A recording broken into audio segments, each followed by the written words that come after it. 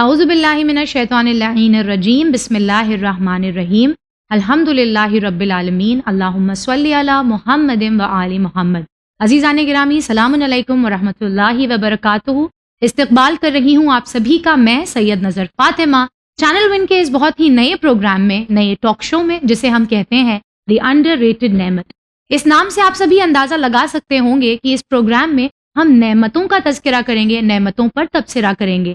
وہ نعمتیں جو خداوند عالم نے ہمیں عطا کی ہیں، لیکن بعض دفعہ ہم انہیں نعمتوں کی فہرست میں نہیں رکھتے اور بھول جاتے ہیں کہ یہ نعمتیں کتنی گراں قدر ہیں۔ آج جس نعمت کا تذکرہ ہم کریں گے اس کے بارے میں امیر المومنین علی ابن ابی طالب علیہ السلام ارشاد فرماتے ہیں کہ خداوند عالم، اس سے پہلے کہ میں تیری ایک نعمت کا شکر ادا کروں، تیری طرف سے دوسری نعمت عطا ہو چکی ہوتی ہے۔ یعنی کہ انسان کی سانسیں، اس سے پہلے کہ وہ اللہ کی بارگاہ میں ایک سانس کا شکر ادا کرے، اللہ انسان کو دوسری سانس نواز چکا ہوتا ہے۔ اور یہ زندگی اپنے آپ میں کتنی بڑی نعمت ہے، آئیے اسی پر آج گفتگو ہوگی۔ ہمارے ساتھ موجود ہیں مولانا کمال احمد خان صاحب قبلہ، آئیے ان کا استقبال کرتے ہیں۔ السلام علیکم آقا۔ علیکم السلام ورحمۃ اللہ وبرکاتہ۔ گفتگو کے آغاز سے پہلے مولانا صاحب آپ کا پہلے تو شکریہ ادا کرتے ہیں کہ آپ نے اپنا قیمتی وقت اس پروگرام کے لیے نکالا، بہت بہت شکریہ آپ کا۔ ہم بھی آپ کے شکر گزار ہیں کہ اللہ تعالیٰ نے توفیق ہم سب کو نصیب عطا کی کہ اس نئے پروگرام میں حاضر ہو سکے۔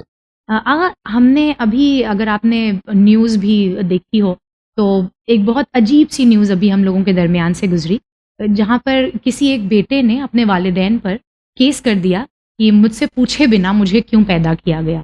اگر مجھے پتا ہوتا کہ زندگی اتنی دشوار ہوگی تو میں کبھی پیدا نہ ہونا چاہتا۔ یعنی یہ انسان کی جو فطرت ہے، کفران نعمت جو اس کے اندر ہے، وہ کس حد تک پہنچ چکی ہے۔ تو کیا معصومین کی احادیث ملتی ہیں اس بارے میں کہ زندگی اپنے آپ میں ایک نعمت ہے، یا یہ صرف ایک دنیاوی بات؟ بسم اللہ الرحمن الرحیم وبہ نستعین وہو خیر المعین۔ جیسا کہ خود آپ نے ابتدائے پروگرام میں بیان فرمایا کہ ہمارا پورا ہر لمحہ اور ہر ثانیہ اللہ تعالیٰ کی نعمتوں سے گھرا ہوا ہے۔ جی بالکل۔ اس قدر نعمتیں ہیں ہماری زندگی میں کہ شکر نہیں، یہ خود یہ جملہ کہنا کہ ہم اللہ تعالیٰ کی نعمتوں کا شکر ادا نہیں کر سکتے، ہم اللہ تعالیٰ کی نعمتوں کو شمار نہیں کر سکتے۔ بہت اچھا ہے جی۔ شکر کرنا تو دوسرا بہت مرحلہ دور کی ہے۔ بات ہے، خود بالکل۔ قرآن کریم نے بھی یہ نہیں کہا کہ تم اللہ کی نعمتوں کا شکر ادا نہیں کر سکتے۔ قرآن سورہ ابراہیم آیت نمبر 34 میں ارشاد فرماتا ہے ان تعدوا نعمت اللہ لا تحصوها، اگر تم گننا شروع کرو، جی، نہیں کہ ایک ایک نعمت پر شکر ادا کرو، صرف شمار اگر کرو۔ صرف تم شمار کرنا شروع کرو اللہ تعالیٰ کی نعمتوں کو تو تم شمار کرنے سے عاجز ہو۔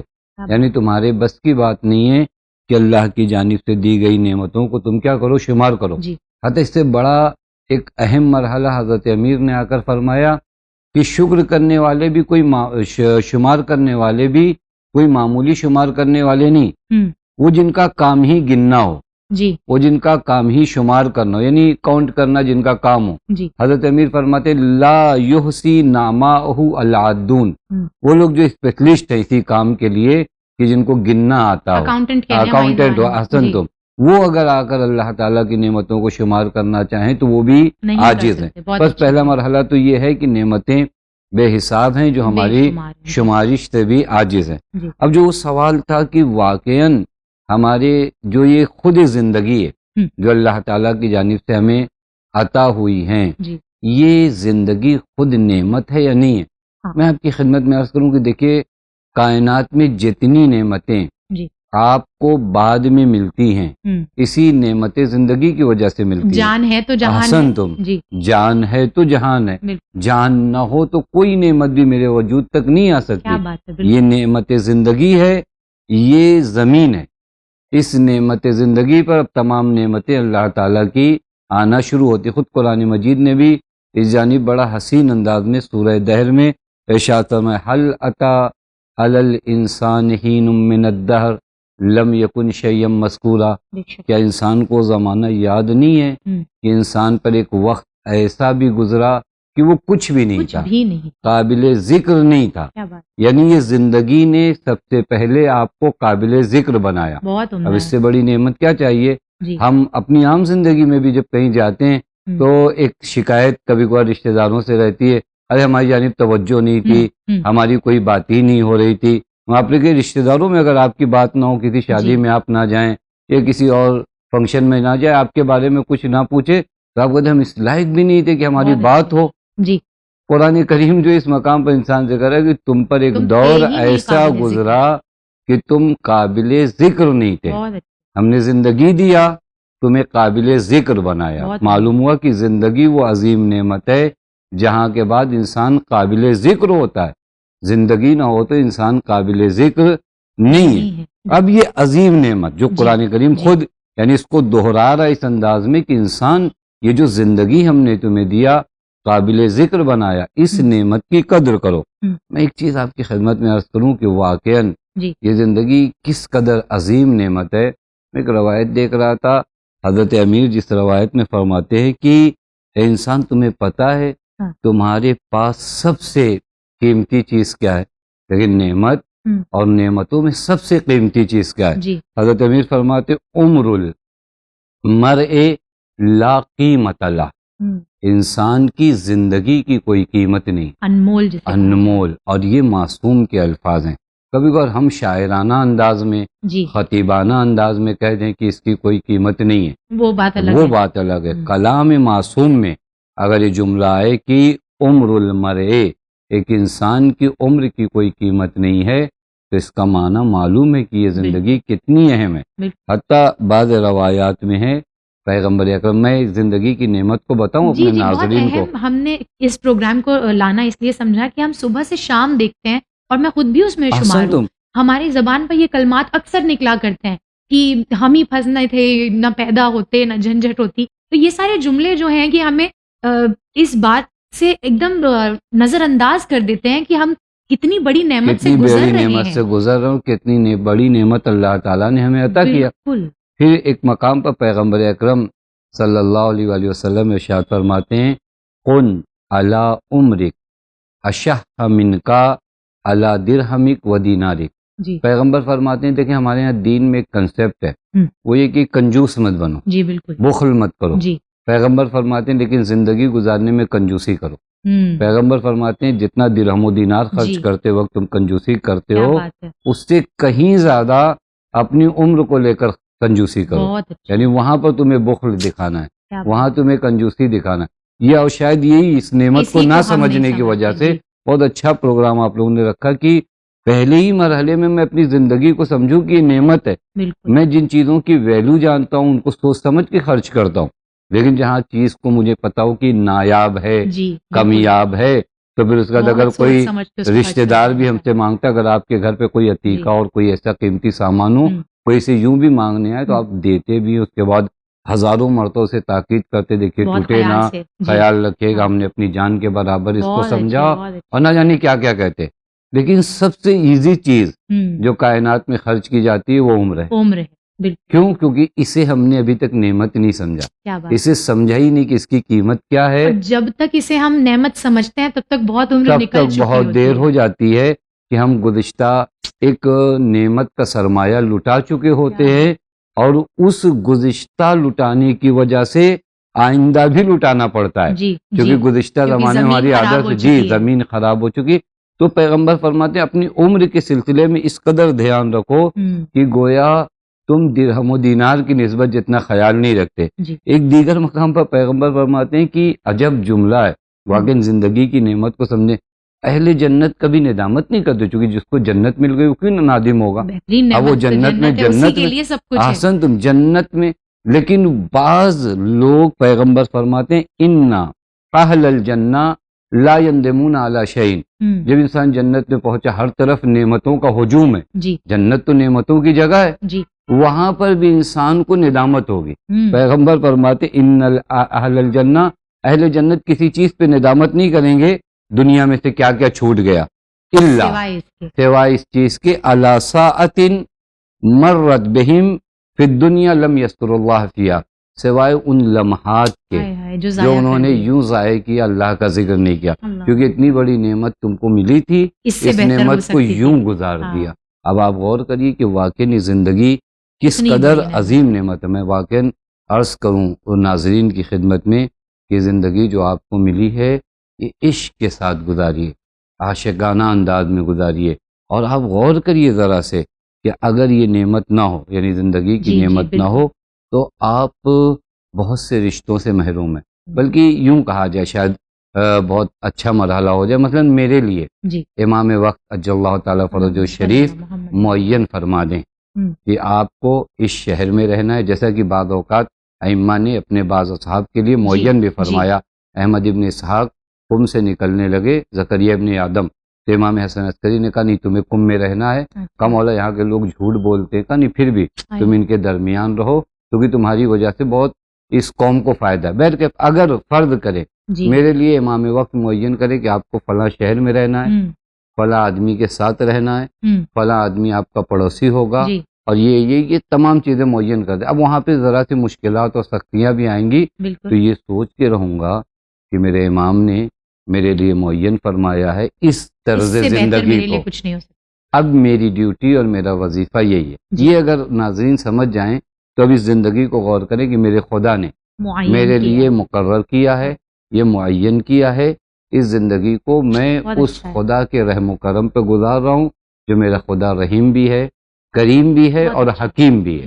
اس طرز پر اگر آپ زندگی گزاریں گے تو واقعی زندگی میں آپ نہ صرف یہ کہ خود پازیٹیو انرجی کے ساتھ جئیں گے، بلکہ آپ دوسرے بانٹیں گے. کیونکہ جب آدمی خود پازیٹیو انرجی کے ساتھ ہوتا ہے دوسروں کو بھی بانٹتا ہے. بعض لوگ اس کو دیکھ کر کہتے ہیں کتنا پرنشاد زندگی گزار رہا ہے. ان کے آتے ہی جو ہے وہ ماحول بدل جاتا ہے، تو وہ پازیٹیو انرجی ہوتی ہے انسان کی.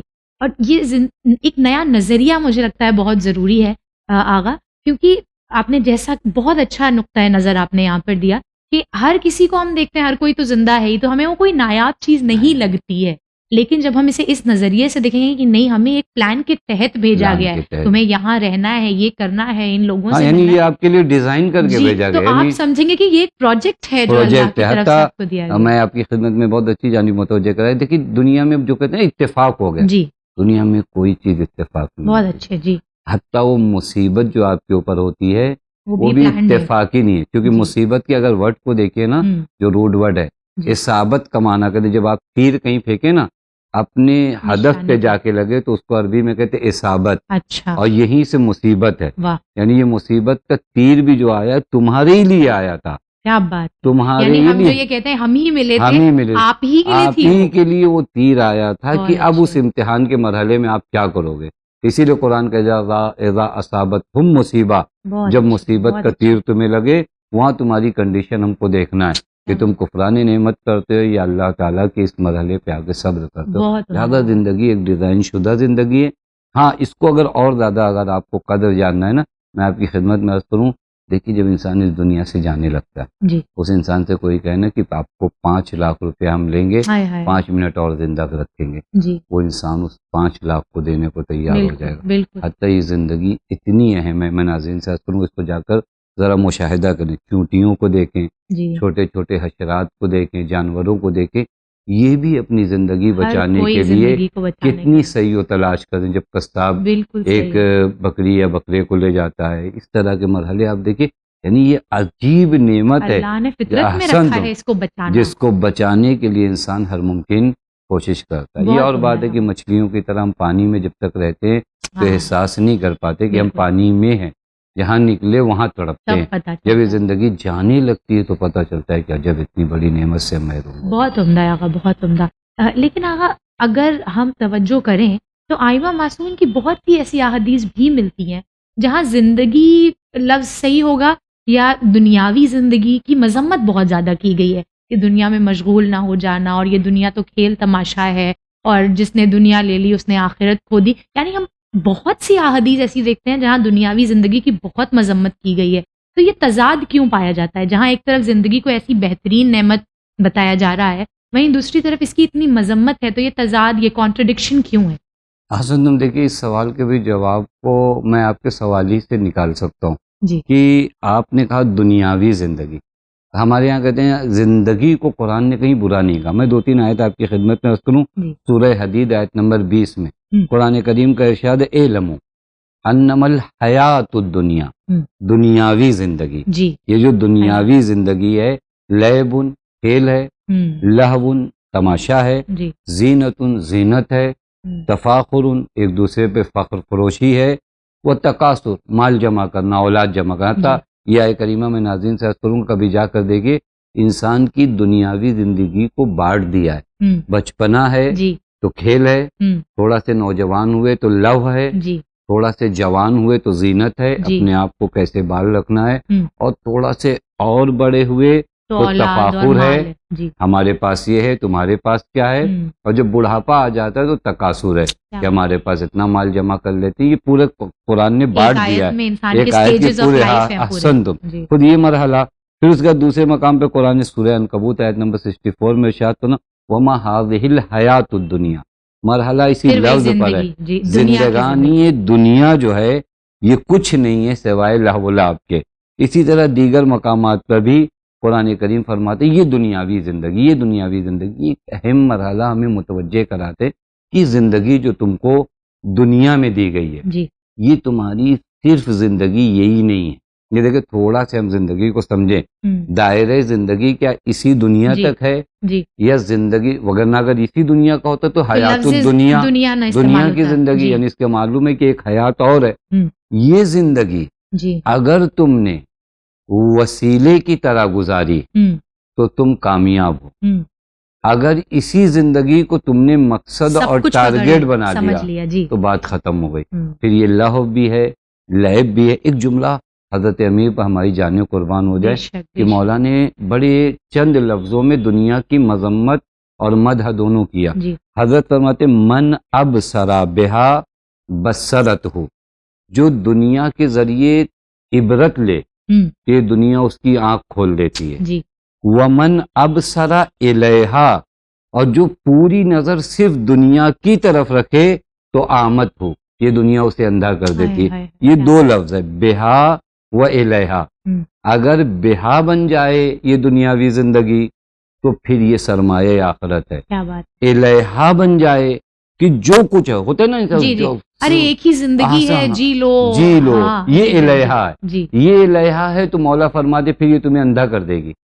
اس دنیاوی زندگی کے آئینے میں تم اگر اپنی آئندہ زندگی کو دیکھ رہے ہو تو یہ دنیاوی زندگی سے عظیم نعمت تمہارے پاس ہے ہی نہیں، کیونکہ یہیں سے تم کو سرمایہ آخرت جمع کرنا ہے. یہ 50-60 سال جو مجھے اللہ نے دیے ہیں یہ ابدی زندگی کے لیے، یہ ابدی زندگی کا خرچ یہاں جمع کرنا ہے. دیکھیں میں شاید بعد مثالیں دوں، ہمارے یہاں بہت سے لوگ باہر کام کرنے جاتے ہیں، باہر کام کرنے، حالانکہ کوئی وہ نہیں، فقط مثال کے ذریعے قریب کرنا چاہتا ہوں. اب وہ مثلا کسی بھی کنٹری میں گیا، وہ وہاں تو رہے گا نہیں ہمیشہ، اس کو 5 سال 10 سال 6 سال وہ کچھ خرچ جمع کر کے لانا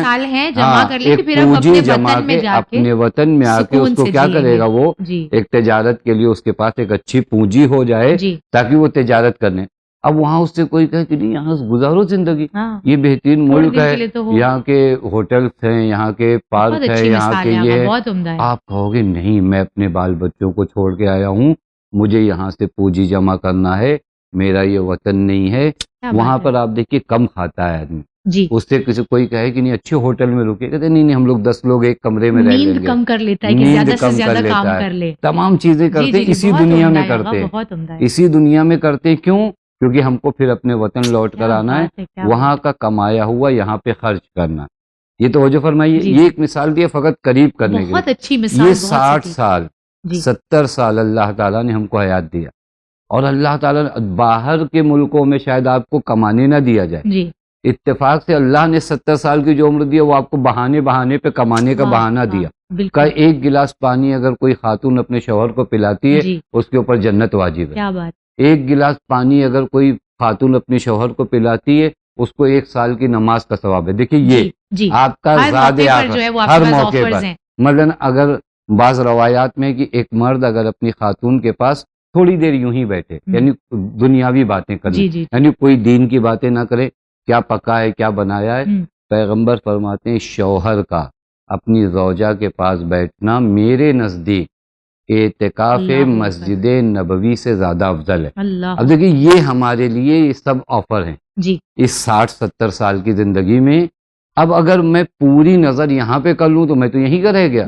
یہاں سے سرمایہ جمع کر کے مجھے لے جانا ہے ایک ابدی زندگی کے لیے، جو جملہ آپ نے کہا تھا ابدی زندگی. یہ زندگی کتنی بڑی بھی ہو جائے اس سے خدا چھوٹی کے رہے گی۔ کرم کو دیکھیے جی کہ 70 سال کو ہمارے لیے واہ اس نے اپنے فضل سے ہماری سرمایہ آخرت کو یہاں مہیا کر دیا۔ کیا بات ہے، پس بہت عنوان سے اگر آپ دیکھیں تو زندگانی، حتیٰ بعض روایات میں ایک شخص حضرت امیر کے سامنے دنیا کی مذمت کر رہا تھا، حضرت امیر نے اسے ٹوکا، کیوں مذمت کر رہا ہو؟ اچھا ہاں یہ تو اولیاء خدا کے رہنے کی جگہ ہے۔ واہ، اب آپ غور کریے، چونکہ مد ہو مذمت جی دونوں ملتی ہے نا، جی تو جی لوگوں کو لگتا ہے مولا نہیں، دنیا مذموم کب ہے، ہم، دنیا ممدوح کب ہے؟ ہم، خود دنیا نہ ممدوح ہے نہ مذموم۔ اگر دنیا خراب ہوتی تو اللہ خلق کیوں کرتا؟ بہت اچھا ہے جی، اللہ نے خلق کیا ہے۔ انسان کو مثلا بھیجا ایک ہے چیز آپ کو بنایا جائے، رسی دی جائے، جی، اب اس رسی میں برائی نہیں ہے، آپ اس اس کو رسی استعمال سے کیسے اگر کر رہے کسی ہیں؟ کا گلا گھونٹ دے رہے ہیں آپ جی تو یہ جی برا ہے۔ بری چیز ہے، اس رسی سے اگر کوئی کنویں میں گرا ہے آپ اس کو اسے آپ زندگی نکال دے رہے سکتے ہیں، ہیں۔ بہت اچھا، یہ دنیاوی زندگی بھی ایسے ہی ہے۔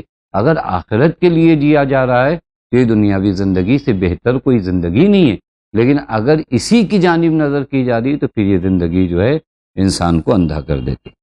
بہت ہی اچھی مثال آغا جو آپ نے پردیس میں رہنے والی دی کہ ہم یہ اپنی آنکھوں کے سامنے دیکھتے ہیں کہ انسان اپنا سکون، نیند، سب کچھ بھول سب جاتا ہے کہ قربان۔ چند سال کی یہ جو زحمت ہے وہ وطن لوٹنے کے بعد زندگی کو آسان کر دے گی۔ تو کچھ ویسے ہی ہماری زندگی بھی ہے جی کہ ہم اگر اس زندگی کو چند سال دقتوں میں اور جو ہے وہ راتوں کو جاگ کر اللہ کو یاد کر کے گزارتے ہیں تو پھر وہاں کی زندگی آسان بن جاتی ہے۔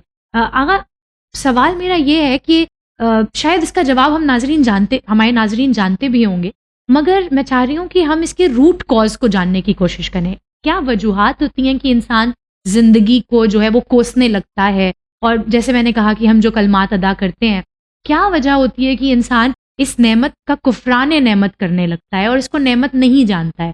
کیا اس کی آرزویں ہوتی ہیں یا ایکسپیکٹیشنز ہوتی ہیں؟ اس کی وجہ کیا ہے اور اس سے کیسے بچا جا سکتا حسن، تو ایک چیز تو دیکھیے یہی ہے، آپ نے خود اشارہ کیا، ہے؟ جی یہ ہماری توقعات۔ ہم، کبھی کبھار آدمی کو، یہ ہمارے گھروں میں بھی ہوتا ہے، کبھی کبھار ہم ایک جگہ پر توقع حد سے زیادہ لگاتے ہیں اور بھول جاتے ہیں کہ ہم آئے کیوں ہیں، جی یہاں کی کنڈیشن کیا۔ دیکھیے یہ دینی کانسیپٹ ہے، اگر آپ زندگی گزاریں نا، نہ آپ مایوس ہوں ہم، نہ آپ کی زندگی میں مشکل آتا ہے، آپ کو پتہ چل جائے کہ یہ دنیاوی زندگی ہمارے لیے جو اللہ تعالیٰ نے مقرر فرمائی ہے، یہ دنیاوی زندگی لہو و لعب کے لیے نہیں۔ قرآن کہتا ہے الذی خلق الموت والحیات لیبلوکم، بے شک ہم نے خلقی تم کو اس لیے کیا ہے۔ کہ تمہیں یہ آزمایا عقیدہ آپ کو رکھنا جی۔ پڑے گا، چونکہ قرآن کہہ رہا ہے کہ تمہاری آزمائش ہونا ہے۔ ہم۔ اب جو میری آزمائش ہونا ہے، میرا امتحان ہونا ہے، تو یہ طے شدہ بات ہے کہ امتحان میں ہر چیز ایزی تو آسان نہیں ہوتی۔ ہوگا، صحیح، امتحان کے مرحلے میں آپ جا کر ان بچوں سے پوچھیں جن کے ہم، امتحانات ہوتے ہیں، ان کو خبر نہیں ہوتی کہ کون سی کھڑکی ہے، کون سا دروازہ ہے۔ ان سے آپ پوچھیں کہ امتحان ہال میں وہ کھڑکی کا کلر کیا، تو وہ کہیں گے ہم پیپر لکھ رہے تھے کہ بہت کلر اچھا ہے، دیکھنے جا بہت رہے تھے۔ اچھا ہے، اس کے ہوش میں نہیں رہتا کتنا ٹائم بچا، کبھی کو پیپر لکھتے ہوئے دیکھتا جب یہ تو 2 گھنٹہ گزر گیا، ابھی تو ہم آئے تھے، کیونکہ وہ پورا جی جی فوکسڈ ہے مشغول اس ہے، پہ، فوکس کس پہ جی کیے ہوئے، امتحان ہال میں اپنے پیپر پہ۔ لیکن وہیں اگر کوئی بچہ تیاری کر کے نہ جائے نا، اسے ہم، 2.5 گھنٹہ ٹائم پاس کرنا ہے، جی اس سے آپ پوچھیے کہ وقت کیسا گزرا، وہ کہے گا یہ ختم ہی 2.5 نہیں ہو رہا تھا گھنٹہ نہیں، ٹائم، ختم ہی نہیں ہو رہا تھا، کیونکہ اس نے امتحان کو امتحان کی نظر سے واہ دیکھا ہی نہیں۔ بہت اچھا، یہی حال ہمارا زندگانی دنیا میں ہوتا ہے۔ اگر ہم زندگانی دنیا کو سمجھ جاتے کہ یہ راحت کی جگہ ہے، بڑا عجیب اور بڑی حسین حدیث قدسی ہے جہاں پروردگار عالم نے کہا کہ یہ انسان جو پریشان ہوتے، بعض وجہ کیا معلوم ہے، انی وضعت الراحہ فی الجنہ والناس یطلبونہا فی الدنیا، میں نے راحت اور آرام کو رکھا ہے جنت جنت میں، یہ لوگ ڈھونڈتے یہاں کہاں پہ؟ تلاش دنیا کرتے میں۔ ہیں اس اب کو، ظاہر سی بات یہاں نہیں ملے گا۔ یہاں پر اگر آپ چلے، یہاں پر اگر آپ کا فوکس یہ ہو جائے ہم، کہ میں یہ کر رہا ہوں، امتحان کا مرحلہ ہے، مجھے یہ ثواب ملے گا، میں ہی نہیں کہتا کہ آپ اپنی زندگانی دنیا کو خراب کر دیجئے۔ جی مومنین اگر زندگانی دنیا سے استفادہ نہیں کریں گے تو کون کرے گا؟ بہت اچھا سب جملہ ہے، کچھ انہی کے صدقے میں خلق ہوا ہے۔ بے شک اللہ تعالیٰ نے مومنین کے لیے خلق کیا ہے۔ بے یہ شک، تمام آب و ہوا، فضا، درخت، پہاڑ سب آپ کے لیے، جی لیکن آپ کو یہ چیز ذہن میں رکھنا پڑے گا کہ ہم زندگانی دنیا میں امتحان کے یہ لیے آپ کو آئے، مقصد سے نہ بھٹکا مقصد سے دے نہ۔ یعنی وہ جملہ بڑا اچھا ہے، انا للہ وَإِنَّا وَإِنَّا إِلَيْهِ إِلَيْهِ راجعون۔ راجعون۔ اس کے مطابق اگر زندگی گزارے نا تو آپ کی زندگی میں نہ یاس آئے واہ، نہ تکلیف آئے، کہ میں خود بھی اپنا نہیں ہوں، میں تو لوٹنا ہے، خود مملوک خدا ہوں، یہ پورا جہان خدا کا ہے، ان میں سے میں بھی خدا کا ہوں، جس طرح سورج خدا کا ہے میں بھی خدا ہی کا ہوں، وہ یعنی اچھا میں خود اپنا نہیں ہوں، ہے، جی اور مجھے جانا بھی کہاں پر ہے؟ خدا تک جانا ہے۔ اس سیر اللہ کو اگر انسان سمجھ جائے تو پھر اس کے بعد وہ زندگی سے جو نالے و شکایت ہوتے ہیں نا طرح طرح کے، وہ انسان کی زندگی سے اگر بات کو ایک اچھا نچوڑ، ایک اچھا حاصل نہ دیا جائے تو اچھی گفتگو جو ہے وہ مکمل نہیں ہو پاتی، کیونکہ زندگی ایک بہترین نعمت ہے. وہ ہم نے احادیث معصومین میں اور قرآن کی آیات میں دیکھ لیا، اور ہم خود بھی اس بات کا، ہر عقل مند انسان اس بات کا اعتراف کرے گا.